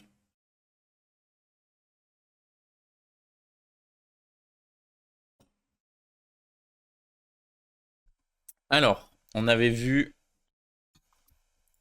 On s'était arrêté là. Hop, je vais juste switch ça là pour que vous puissiez voir. J'ai vu un piaf rigolo. Trigger warning, Mananka. On arrive sur les spoilers. Trigger warning, no colis. On arrive sur les spoilers. Ne pas regarder le live si vous ne voulez pas voir les spoilers du set 5. Bisous, merci d'être passé. À samedi. Vous deux. Pas vrai? Pitié. Je sais que Mananka est pas là et que Nokoli va pas pouvoir venir. Mais pitié quand même, venez. Ça va être rigolo. J'ai pas envie qu'on soit 20. Je sais, j'ai vu Noko. Mais viens. Je m'arrange, t'inquiète, je te paye le paf. J'ai pas de sous non plus. J'ai pas beaucoup de sous non plus. Viens, Jérém, tu viens, c'est pas loin la Cano pour Toulouse. D'ailleurs, j'ai vu qu'il y avait Ilad. Côté Toulouse, il y a des gens qui viennent à la Cano ou pas? Je ne sais pas s'il y a des gens de la Cano. Bref, on a dit qu'on lisait les cartes. Alors, Reka Zipliner. Peu de monde de ce que j'ai vu sur le Discord. Ouin. La Reka Zipliner. On avait déjà vu la commune il y a un moment. 3-3-0 pour 2-2. Il y en a quelques-uns, je crois. Let's go. Cool. La Reka Zipliner. Donc la commune, on avait déjà vu. Moi, j'aime bien. Je trouve que c'est une bonne commune. La rare. 2-2-0 pour 2-2. Donc elle perd des stats. Mais elle gagne en effet main. Si je suis en eau, vous pouvez créer une mana seed dans vos landmarks. Et du coup, la même chose chez Ordis. Perso, je trouve que c'est une super carte. Mais je pense que le slot de rare coûtera trop cher pour la rentrer dans un deck. J'en discutais hier, quand on a eu le reveal. hier ou avant-hier, avec GRG et Erlea. On en a beaucoup discuté parce qu'on n'était pas d'accord. On n'était pas d'accord sur la carte. GRG trouve que c'est une super carte parce que c'est un drop 1 dans Oracle. Et du coup, c'est une bonne nouvelle. Un drop 1 dans Oracle. Ça, on en manque. Parce que techniquement, si tu le joues en plante, elle te rend un mana, donc elle coûte 1. Mais, je trouve que c'est trop cher comme effet. Enfin, c'est trop cher un slot de rare pour un effet aussi peu avantageux, alors que la commune est déjà super, quoi. Et du coup, celle-là, pour en avoir vraiment un intérêt, il faut, faut soit être sur le duo biome euh, montagne, montagne plante, enfin montagne eau par exemple, et que votre adversaire soit sur montagne seul, ou un truc comme ça. Ou alors il faut des effets de vent d'ouest, de AP, de trucs comme ça, pour la faire se déplacer. Tu la joues dans l'eau et ensuite tu la mets ailleurs. Mais je trouve ça un petit peu difficile à faire fonctionner. Donc, perso, j'ai du mal à voir comment faire marcher la carte. Par contre, je la trouve super et je suis quasiment sûr que je vais la jouer. Que je vais au moins l'essayer. Elle fait partie des cartes que je veux essayer un deck, dans un deck autour des biomes, des ziplines, enfin des vents d'ouest et tout, justement. Avec la zipline, c'est rigolo. Je trouve ça cool. J'avais zappé qu'elle avait pas de stat en eau pour un effet en eau. Bah, c'est justement le but. C'est de dire, je la joue. En gros, c'est soit je la joue classique, là où elle a ses bodies normaux, soit je la joue là où elle a ses faiblesses, mais elle m'apporte un autre truc en plus. Du coup, il faut jouer autour, quoi. Pourquoi pas avec la tenue hivernale? Oui, aussi. Alors, la Bravos Lookout, on avait vu. Euh, L'écureuil. Ouais. On avait vu un 1-0 pour 1-2 de la réserve gagner un boost. Donc 1-0 pour 1 de la main, 2-2-1 pour 2 de la réserve. Une bonne, techniquement une bonne carte. Et du coup, la même chose, sauf que il peut gagner 2 boosts s'il est en contact. Le doc, alors je veux bien. Est-ce qu'il y a le. Attends. Je crois que je l'ai en fait. Mais je sais pas si elles sont. Ah ouais, il y a tout ça. En fait, je pense que je vais rester sur le Discord parce que l'avantage c'est que c'est dans l'ordre. Merde. Bah en fait, je suis d'accord, mais l'avantage c'est que c'est dans l'ordre des sorties. Et du coup, je peux juste remonter celles que j'ai pas encore vues la dernière fois. Parce que là, je vais pas tout react parce qu'il y en a que j'ai déjà vu. Et du coup, je remonte petit à petit. Et vu que je trouve que sur le Discord Exalt, Erleia, elle fait bien les choses. Vu qu'elle fait un post de forum par carte, je trouve ça plutôt pratique. Et oui, le Noctali et Lyra sur la scène. Noctalira. Donc en vrai, je trouve ça ok de regarder comme ça. Mais oui, je suis d'accord. Le doc, je l'ai là. Il est beaucoup plus pratique pour tout voir. Bah, je crois que c'est celui-là que j'ai. Ouais, c'est ça. Je l'ai aussi. Et il est trop pratique pour tout regarder. Et je le regarderai plus tard. Enfin, je checkerai plus tard. Mais pour voir les reveals dans l'ordre de ceux qui me manquent, je trouve ça plus pratique comme ça. Mais merci beaucoup, Caleb. Et tu sais quoi, je vais l'épingler pour les gens. Tac, comme ça, si des gens veulent le doc, je l'épingle. Merci beaucoup. Je pense que je vais rester là-dessus pour pouvoir avoir, parce que là, techniquement, on voit bien quoi. On voit bien la carte aussi. Alors, écureuil, qui du coup c'est le même, mais il peut gagner 2 boosts si t'es en contact. Euh, du coup, c'est la même en. Et du coup, elle part chez Lyra. Je trouve que c'est une super carte. C'est un drop 1, donc c'est une bonne carte. Et c'est un bon body de la réserve si t'es en contact. Et du coup, pour un deck qui va vouloir jouer avec le contact, 3-3-2 pour 2, c'est un super body. Donc, je vais la jouer. C'est sûr. J'aime trop. En plus, la carte est trop mimes. Il est vraiment adorable avec sa petite cape. Moi, je le trouve cool. Je comprends pas pourquoi les gens aiment bien cette carte. Le Squirrel, pourquoi? C'est quoi le... Qu'est-ce qui te pose problème avec la carte? Moi, je trouve ça... En fait, c'est un body... C'est un mauvais bonhomme de neige ou un mauvais scribouilleur étoilé? Je vois... Ouais, il est accroché à la parachutiste.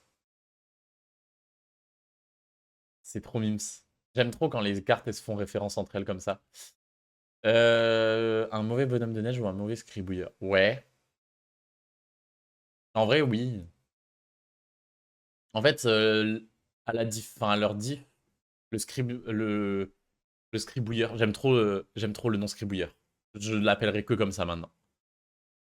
Euh, pour moi, le scribouilleur, c'est pareil en termes de stats, sauf que pour piocher, il perd une de stats, donc un peu moins bien.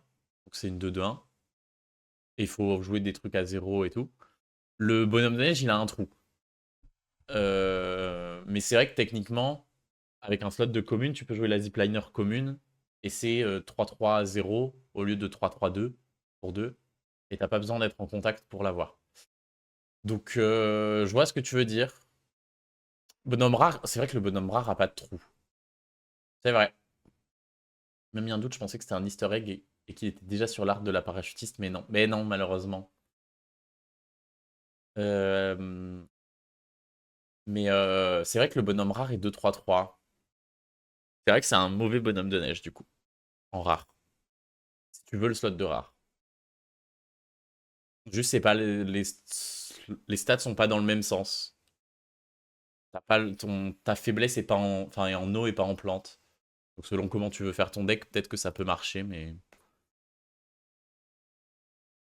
ouais. Je pense que ouais, hein. Je pense que c'est lui qui porte la parachutiste, hein. Mm, mm. Bon, TikTok. On avait déjà vu la commune. 3-2-2 pour 2-2. Mais vous devez exhaust une carte, un permanent que vous contrôlez ou une carte dans votre réserve. Pour moi, déjà, c'est une super commune. Parce que tu peux exhaust des aérolites ou des trucs comme ça, des cartes qui n'ont pas d'intérêt, genre qui ont, elles, n'ont pas besoin d'être exhaust, et qui du coup peuvent être exhaust sans aucun downside. Puis, la rare, c'est each player. Donc en plus de ça, vous forcez votre adversaire à le faire. Et ça, je trouve ça super.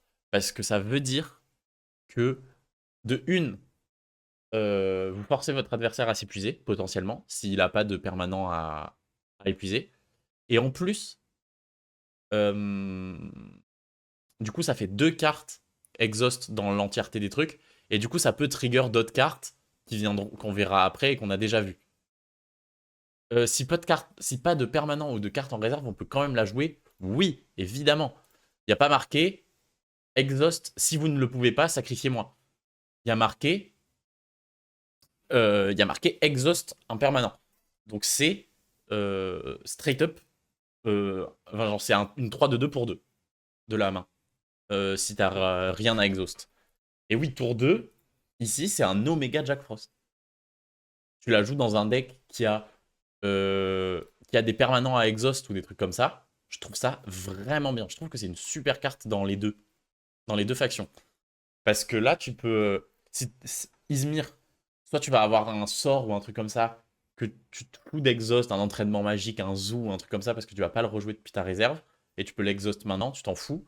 Ou alors, en Axiom, tu vas avoir des aérolites. Et les aérolites, bah, tu peux les exhaust parce que de toute façon, leur effet, c'est pas. Enfin, si t'as pas besoin de le sacrifier à ce tour-là, il va se sacrifier à la fin de la journée, donc tu vas quand même ravitailler avec. Donc c'est trop bien, je trouve. Je trouve que c'est une super carte TikTok. Alors, récap Bioengineer. La commune, 3-4-4 pour 4-4, donc un petit peu sous-staté. Vous pouvez exhaust une carte dans votre réserve pour faire une manacide d'envolant de Marx. Oui, sinon tu joues juste Dela en plus. Ça marche encore mieux. Mais Dela me hype moins, moi. Du coup, j'arrive pas à... et du coup, la Bioengineer, elle coûte un peu moins cher de la réserve. Elle part en Axiom Izmir. Elle coûte un peu moins cher de la réserve. Euh, du coup, de la réserve, c'est Bah en fait, c'est pas si bien staté parce que faut que tu exhaustes une carte dans ta réserve. Du coup, il y a quand même le downside. Tu peux trouver des cartes que tu vas pas jouer et que tu peux exhaust, ou alors avoir Vaike ou quoi pour jouer tes cartes exhaust. Mais pour l'instant, enfin, comme ça, c'est un downside. Si t'as pas de quoi la faire s'activer, c'est relou. Et du coup, la rare, vous pouvez exhaust une carte dans n'importe quelle réserve. Si vous le faites, vous faites une manacide dans les landmarks de ce joueur. Ça, je suis moins fan. Parce que du coup, tu donnes du mana à ton adversaire. Et ça coûte cher, quand même. Je pense que c'est une super carte d'AP ou un truc comme ça. Je pense qu'elle va galérer un petit peu à trouver du jeu en construit. Parce qu'elle coûte un peu cher. Mais c'est pas si mal staté, donc c'est pas trop mal. J'aime bien sans plus. Ah, le skipper, c'est ma tristesse, ma déception ultime. Quand mon expédition avance, faites un manacide. 2-3-0-0-3. J'aime bien l'effet. En fait, l'effet de base, la promesse de l'effet est sympa et rigolo. Mais, et la rare gagne un boost de la réserve. Donc c'est une 0-0-3 pour 2 et une 1-1-4 pour 3. Ce qui est décent comme body, ce qui n'est pas non plus énorme. Et Lyra hérite de la commune. Du coup, j'ai un peu le seum. Parce que la rare aurait été vraiment cool. Hériter juste de la commune, c'est dommage. Par contre, avoir ce skipper sur le board, ça veut dire que c'est beaucoup plus fort dans l'Ira. En fait, oui, je trouve que la carte est plus forte en Lyra qu'en Bravos, mais la commune n'aurait pas été problématique. Genre, la commune, enfin, en fait, nous donner la rare au lieu de la commune n'aurait pas été grave. Mais oui, je suis d'accord. C'est très bien dans l'Ira. En fait, avoir ça sur le board, ça veut dire que le vent d'ouest, c'est un après-vous pour 0. Que avoir une station téléphérique sur le board, ça vous donne un mana en l'activant. C'est super. Mais c'est dommage parce que le body est nul. Du coup, la carte est dure à jouer. Genre, je pense qu'on va pas pouvoir la jouer parce que 0-0-3 pour 3, c'est atroce comme stat. À moins d'être toi et ton adversaire dans le mono haut, c'est horrible. Du coup, je trouve ça vraiment triste. Mais bon, je pense que c'est pas si grave et que on va bien, on pourra trouver des trucs à faire avec. Mais le boost supplémentaire aurait pas été de trop. Du coup, voilà. C'est l'heure de Don Juan 0,55 pour 3-4. Et la rare, c'est la même chose, mais 0,44 pour 2-3. Si je devais aller en réserve depuis la zone d'expédition, à la place, je gagne Fleeting et je défecte. Bon. Ça veut dire que c'est une 0,44 pour 2 de la main qui, si vous la jouez de la main, à la fin du tour, part chez votre adversaire pour le tour d'après. L'effet est hilarant. Le fluff du perso, de Don Juan, de tout ça, c'est très marrant. J'adore que ça existe. Mais qu'est-ce que c'est nul! En fait, il faut trop de conditions pour que ça soit bien. En fait, pour que ça soit bien à le jouer de la main, il faut un... Il faut mettre ton adversaire sur le monoplante au tour d'après. Des trucs comme ça. Mais en fait, c'est ça. Je suis d'accord avec Monster.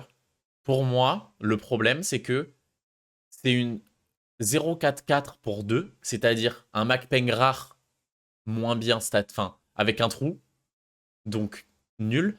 Et si jamais, parce que sinon il y a l'autre strat, c'est de le descendre avec un tour de passe-passe ou une Niala ou un truc comme ça, et de le jouer directement de la réserve. Mais du coup, c'est une 0-4-4 pour 3, je vais jouer Cernunos. Genre, à ce moment-là. Parce que Cernunos, c'est une 4-4-4 pour 3. Donc pourquoi m'emmerder à jouer Don Juan et à me faire chier à le descendre si je peux jouer Cernunos, qui est mieux, enfin, qui est les mêmes pics en stats, mais sans le trou. Du coup, je vois pas pourquoi je jouerais ça à la place de Cernunos, à la place de MacPengrar, à la place je sais pas, de Hathor, qui est moins bien staté, mais qui a pas de downside, à la place de la zipliner commune, des trucs comme ça. Donc en fait, même à la place du bonhomme de neige, c'est moins. En fait, les pics sont moins hauts, mais il n'y a pas de downside, donc je peux jouer bonhomme de neige 2 fois. Alors que celui-là, je peux le jouer qu'une fois. Si Don Juan a 10 millions de fans, je suis l'un d'entre eux. Si Don Juan a 10 fans, je suis l'un d'entre eux. Si Don Juan a un seul fan, alors c'est moi. Si Don Juan n'a pas de fans, ça veut dire que je suis mort. Et si le monde est contre Don Juan, alors je suis contre le monde. Ok, Caleb, je vois ce que tu veux dire. Et elle part chez qui? Chez Mouna. En fait, l'effet est trop bien, la carte est trop belle, mais c'est pas fort. Je trouve ça pas assez intéressant. En Mouna, ça peut être marrant parce que tu peux l'ancrer pour en profiter pendant 2 ou 3 tours, pendant que ton adversaire en profitera qu'un seul tour. Et tu t'arranges pour que le tour où il en profite, c'est pas grave. Mais, meilleure carte éditée depuis le Wayfarer. Je suis d'accord en vrai. En vrai, la carte est marrante. En fait, la carte crée du chaos, crée du bordel sur le board. Et pour moi, c'est ce qu'est supposé faire Lyra. Donc, c'est une bonne carte, Lyra. Mais en termes de compétitivité, c'est une mauvaise carte. Mais par contre, je vais faire des decks avec. Je vais faire des decks avec. Je vais créer le bordel. Euh, Elle est forte avec Mouna en Mouna avec Perséphone. Bah, on a accès à Perséphone aussi. Donc ça peut être rigolo, puisqu'on y a accès. Et jusque bah, on a accès à Perséphone et au haricot magique. Donc en vrai, je pense qu'il y a vraiment des trucs à rigoler. Enfin, à bricoler pour rigoler avec la carte. Mais je trouve pas ça fort. Mais je vais m'amuser avec, c'est sûr. La carte est trop marrante. Bon, la botaniste. 2-2-0 pour 2-2. Un adversaire ciblé ravitaille et vous pouvez ancrer un personnage de coup de 3 ou moins autre que moi.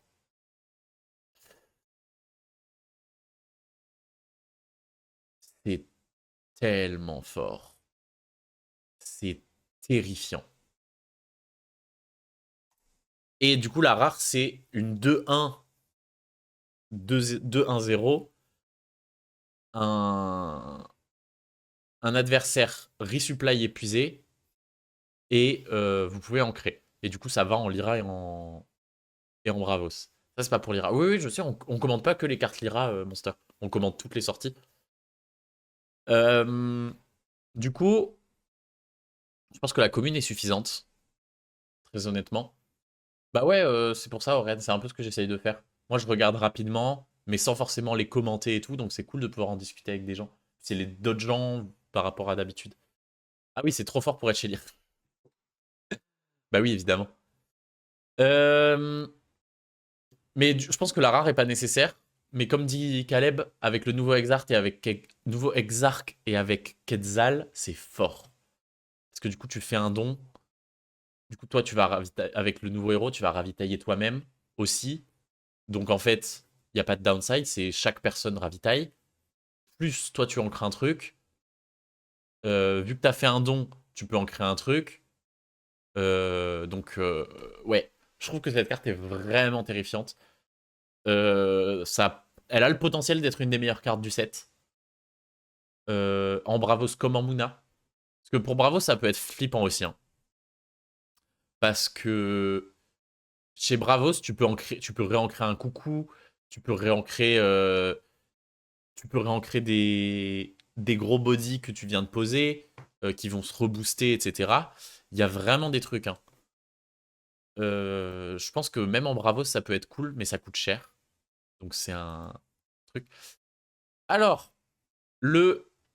coucou encore salade, la Sports Encounter, le reveal des Exalts. Commune, 2-4, distribue 2 boosts parmi 2 personnages en jeu. Et en effet de support, c'est un après vous. Enfin, ça fait après vous. Donc ça veut dire que pour 2, tu fais 2 boosts, potentiellement 3 si tu joues à Fanas. Donc c'est ok. Et après, tu peux dire After You pour laisser ton adversaire jouer la suite. La rare, alors on va d'abord voir ici, elle a cooldown, mais elle coûte que 1 de la réserve. Donc tu peux la jouer qu'au prochain tour et tu peux après vous que au prochain tour. Par contre, elle peut distribuer en réserve. Donc pour 2, tu peux mettre 2 boosts en réserve, 1 en jeu avec Afanas. Puis au prochain tour, tu as potentiellement 3 boosts pour 1. Je trouve que c'est une très bonne carte pour Afanas. Je sais pas si la rare sera... Et du coup, elle part en Bravos après. Ce qui est logique. Même si After You en Bravos, ça me terrifie, perso. Mais, voilà.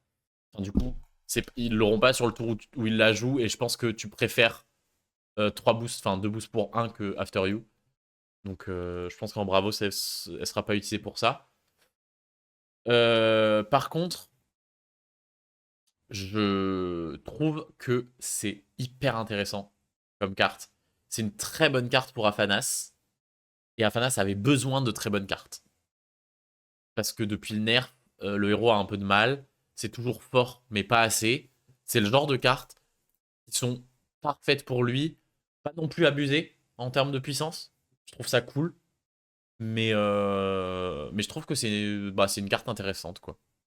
Et la commune, elle est pas mal pour Moyo parce que du coup, elle coûte 4.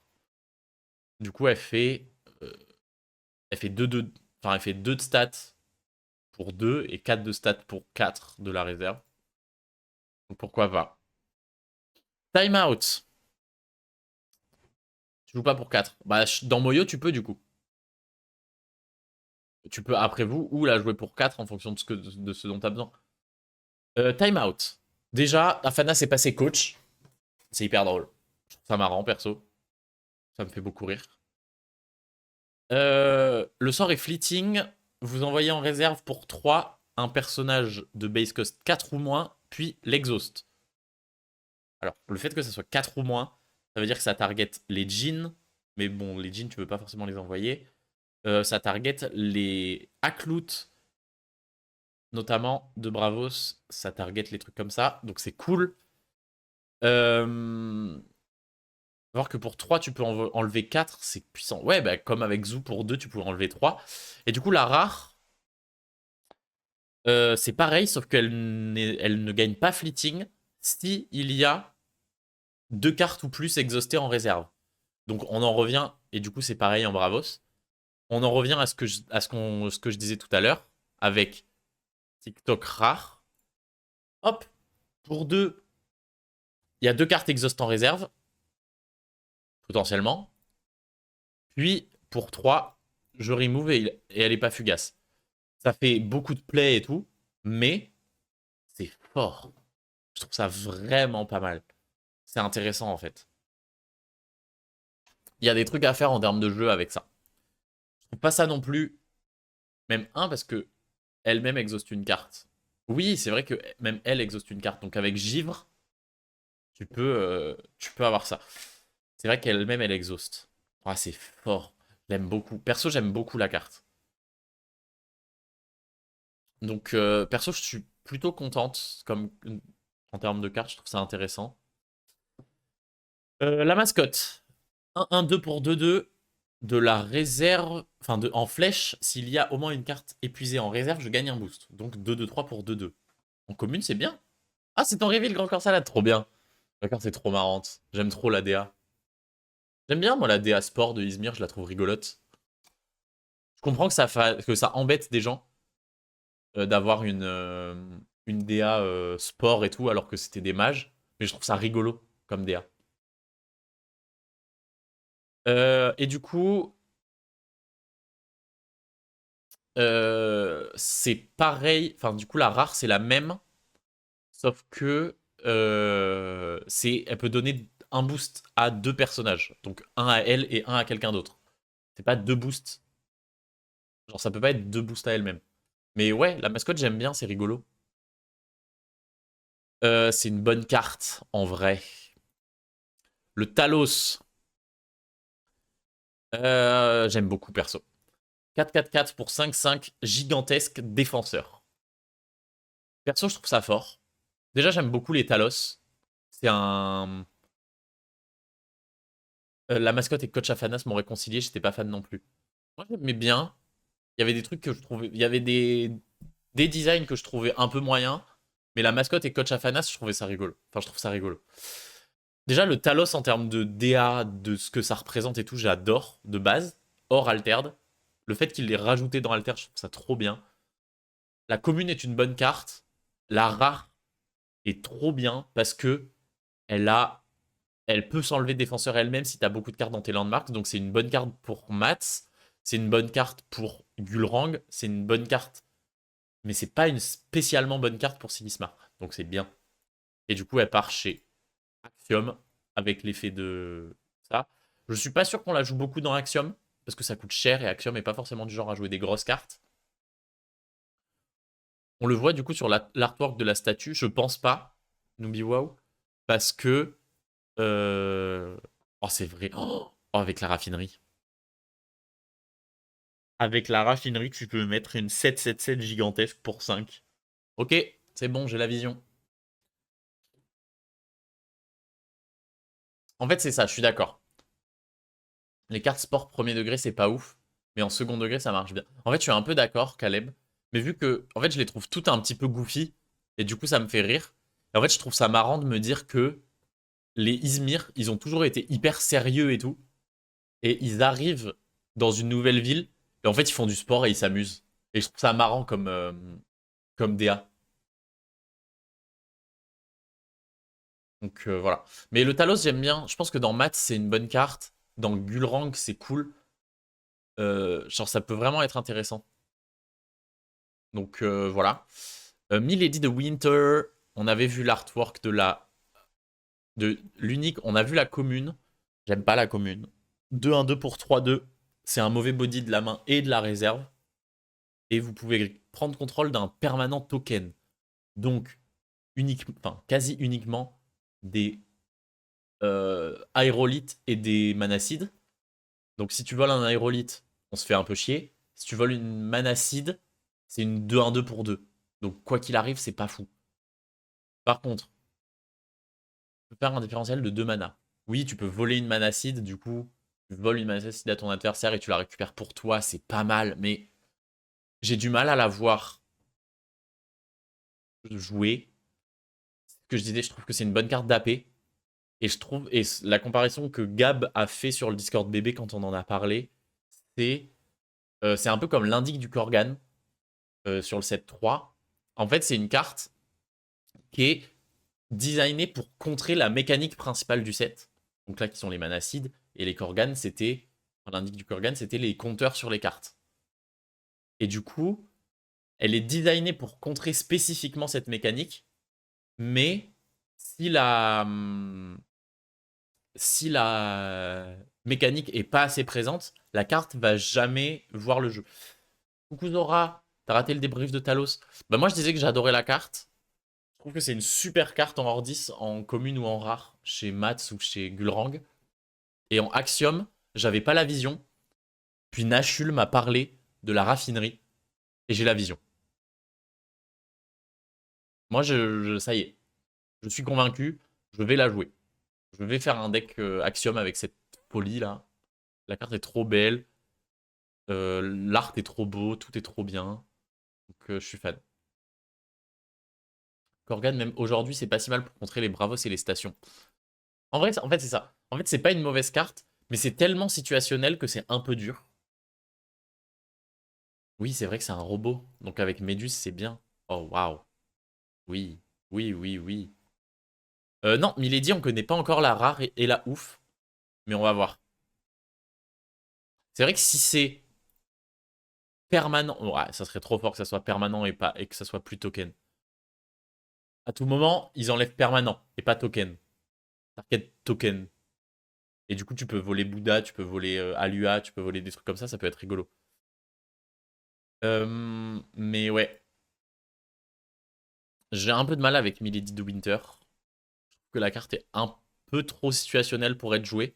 Mais c'est sympa. Genre, en termes de méta, ça peut être intéressant parce que tu peux contrer. En fait, c'est un méta counter. Ça, voilà. Et c'est le truc que je voulais dire, Caleb, et que j'ai oublié entre temps. Ça tisse des permanents d'expédition token pour plus tard. Et ça, c'est cool. Euh, L'unique qu'ils avaient reveal était OK de mémoire. Alors, c'était quoi? Take control of target token permanent.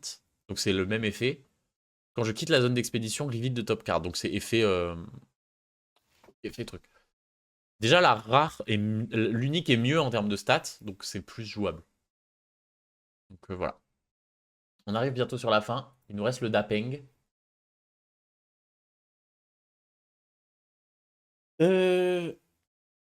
4-3-4 pour 4-3. Pas d'effet. Effet de soutien. Chaque joueur pioche une carte. Pas mal. Rigolo. Rigolo. Pas non plus broken, mais rigolo. La rare. 4-3-4 pour 3-3. Corias 1. En effet de soutien, chaque joueur pioche une carte. Et elle part, telle qu'elle, chez Lyra. Je trouve ça marrant, moi. Moi, j'aime bien. C'est une carte qui me plaît. Je trouve qu'elle apporte vraiment des trucs rigolos. Et que en fait, le each player draws a card. Ouais, voilà. En fait, c'est ça. Moi, j'ai envie de jouer Turun. J'avais déjà envie de jouer Turun. Et là, encore plus. C'est trop bien. Mais je sais pas s'il rentrera. Mais il me donne envie de l'essayer dans Turun juste parce qu'il existe. Et c'est possible que je le joue pas parce qu'il y a mieux. Parce que j'ai d'autres trucs qui font des dons qui suffisent pour Turun. Mais waouh! La carte est marrante. Juste pour les stats, ça rentre pour tous les héros Muna. Ben en fait, c'est Cernunnos en moins bien. Hein. Enfin, Turun, c'est le héros Muna qui dit quand vous faites un don, vous pouvez m'épuiser pour vous appliquer le don aussi. Donc, each player draws a card. C'est Cernunnos en mieux. Bah, il est moins staté, mais il est coriace et il a un effet de réserve. Donc c'est Cernunnos en plus polyvalent. C'est Cernunnos avec coriace et peut ne pas l'utiliser depuis enfin ne pas le jouer depuis la réserve, il fait un truc. Donc Cernunnos en un peu plus polyvalent, je sais pas si c'est mieux, mais je suis d'accord, c'est plus polyvalent donc ça fait, enfin en fait ça peut faire plus de trucs donc c'est mieux parce que t'as deux utilisations possibles. Donc ouais, je suis assez d'accord. Moi j'aime bien. Je pense que dans l'IRA je vais le jouer. Juste la carte est jolie. J'aime bien la gueule de l'oiseau. Et, comme l'a dit Erleia dans son truc, le Naos, meilleure carte dans le set, hashtag Opium. Permanent Landmark 6-6, Corias 1. À midi, piocher une carte puis créer 2 manacides.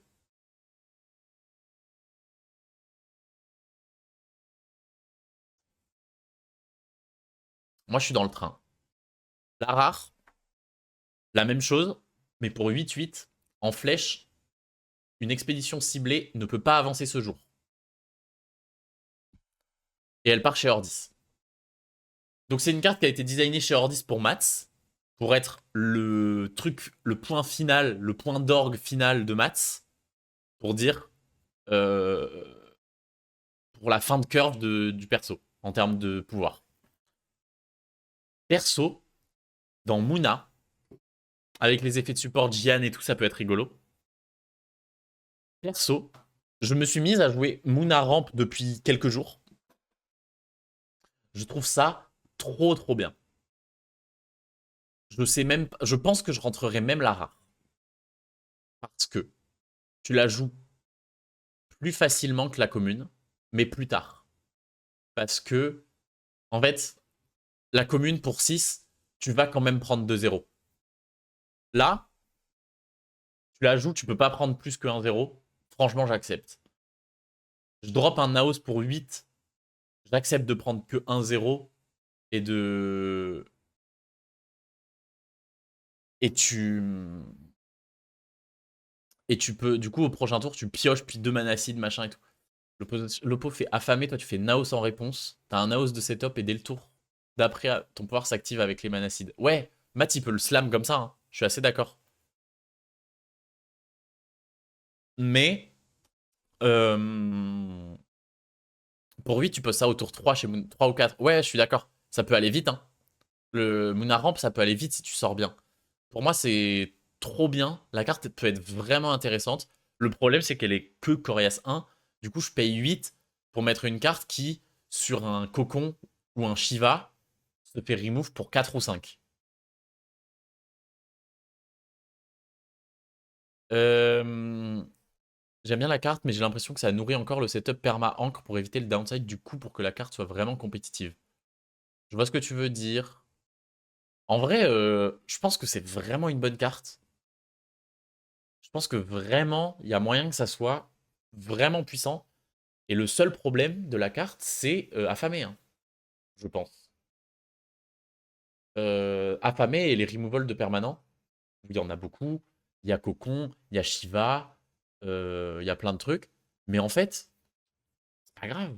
Au pire, je la joue et la 8, même si elle se fait gérer, elle aura fait du taf. Bah, en fait, c'est le problème, c'est si elle se fait gérer sur le tour où elle arrive. Et que du coup, elle accomplit rien.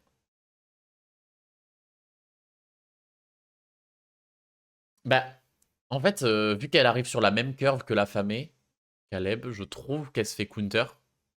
Parce qu'en fait, si. Faut que tu la joues en réponse à l'affamé, du coup. Et du coup, euh, tu peux pas l'utiliser pour te setup, tu peux l'utiliser après ton setup. Quand tu t'es fait péter ton setup pour le recréer. Et c'est bien, mais ça veut dire que si tu l'as trop tôt, elle t'emmerde dans ta main. Après, je suis biaisé parce que je joue Fen et si elle t'emmerde dans ta main, tu la mets en mana. Et voilà, fin du problème. Maroro, merci à tous. C'était Sigis, la joueuse de Fen qui est matrixée par Fen. Au pire, tu la joues pas. Oui, c'est ça en fait. En fait, je suis trop matrixé par une carte. euh, une carte dans ma main. Je joue Fen. Une carte dans ma main, c'est une carte morte à vie. Non, je peux mettre en mana. Donc je peux la dégager si elle arrive au mauvais timing. Donc voilà. J'adore la carte.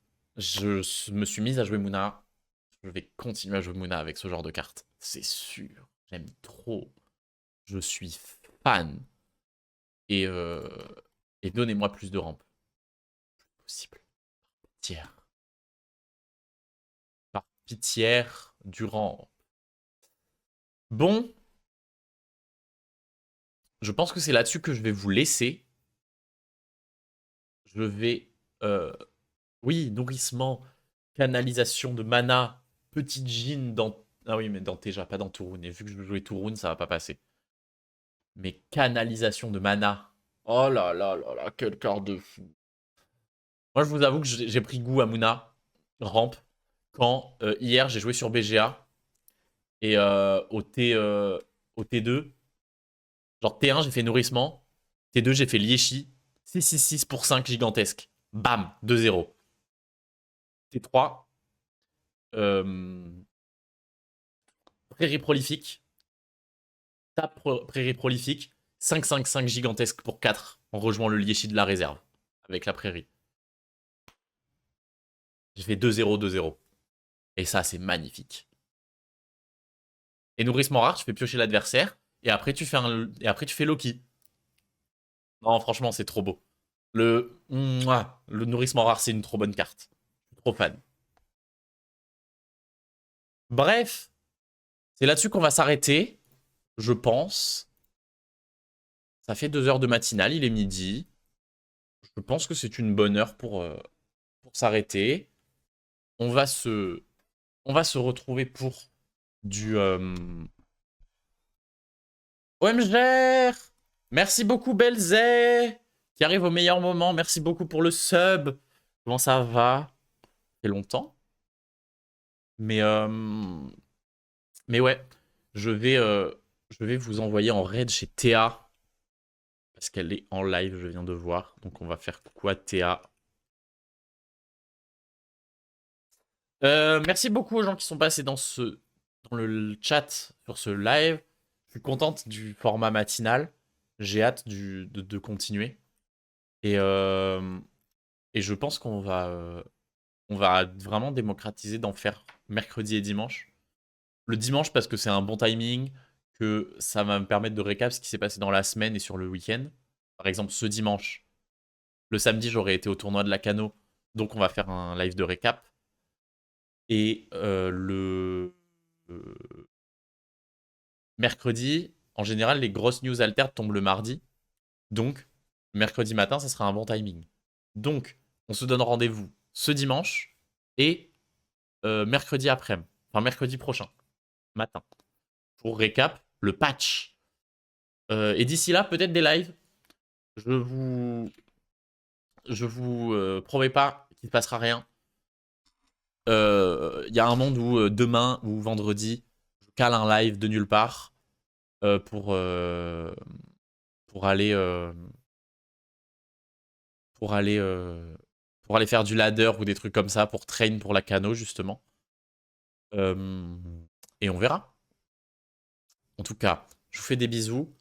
Prenez soin de vous.